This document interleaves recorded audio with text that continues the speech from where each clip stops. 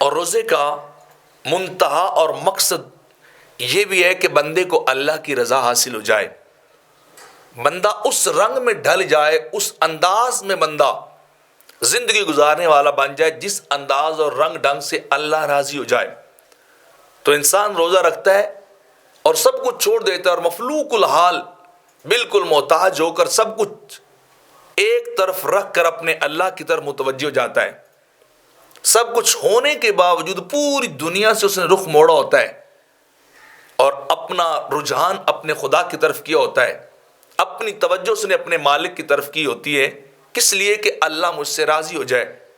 اور انسان کی زندگی کا سب سے بڑا مقصد بھی یہ کہ اللہ کی رضا حاصل ہو جائے۔ ورضوان من اللہ اکبر، اللہ کی رضا بہت بڑی چیز ہے، اور جن پہ اللہ راضی ہو جائے ان لوگوں کی دنیا بھی کامیاب ہو جاتی ہے اور ان کی آخرت بھی کامیاب ہو جاتی ہے، دنیاوی زندگی بھی ان کی کامیابی کے ساتھ گزرتی ہے، اخروی زندگی اور اخروی مراحل بھی ان کے کامیابی کے ساتھ گزرتے ہیں۔ تو مقصد کیا ہے؟ اللہ کی رضا کا اصول، کہ انسان کسی بھی طرح سے اپنے رب کو راضی کر لے، جہاں اس کو کوئی نہیں دیکھتا وہاں بھی وہ موجود ہوتا ہے، چیزیں بھی موجود ہوتی ہیں، وہ پھر بھی قریب نہیں جاتا۔ کیوں؟ اس کے دل و دماغ میں یہ بات موجود ہے کہ میرے خدا نے مجھے روکا ہے اور مجھے وہ دیکھ رہا ہے، وہ مجھے واچ کر رہا ہے، میری نگرانی چل رہی ہے۔ تو کیا مقصد ہے کہ اللہ بندے سے راضی ہو جائے، اور راضی وہ کب ہوتا ہے؟ جب روزے کے مقاصد کو پورا کیا جائے، ان پہ عمل کیا جائے، یعنی آپ کی زبان بھی گناہ سے رک جائے، آپ کا ہاتھ بھی رک جائے، آپ کے پاؤں بھی رک جائیں، آپ کی نگاہ بھی گناہ سے رک جائے، کان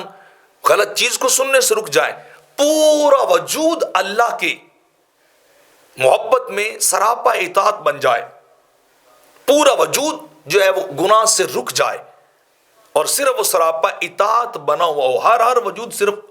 اللہ کی اطاعت اور بندگی میں استعمال ہو، زبان ہو تو ذکر و فکر اور تلاوت میں استعمال ہو، نگاہیں ہوں تو قرآن کو دیکھنے میں استعمال ہو، حرام سے بچنے والی ہوں، پاؤں اٹھے تو مسجد کی طرف جائیں، ہاتھ اٹھے تو نیک کام کے لیے اٹھیں۔ تو روزہ انسان کی یہ تربیت بھی کرتا ہے کہ تو سراپا اطاعت بن،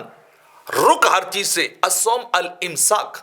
روزے کا مطلب رک جانا ہے، ہر اس چیز سے رک جس سے تجھے اللہ نے روکا ہے، اور سراپا اطاعت بن۔ جب تو سراپا اطاعت بن جائے گا پھر تجھے اللہ کی رضا حاصل ہو جائے گی، پھر اللہ تجھ سے راضی ہو جائے گا، اور جب اللہ تجھ سے راضی ہو گیا تو پھر یہاں کی زندگی بھی کامیاب ہو جائے گی، آخرت کی زندگی بھی کامیاب ہو جائے گی۔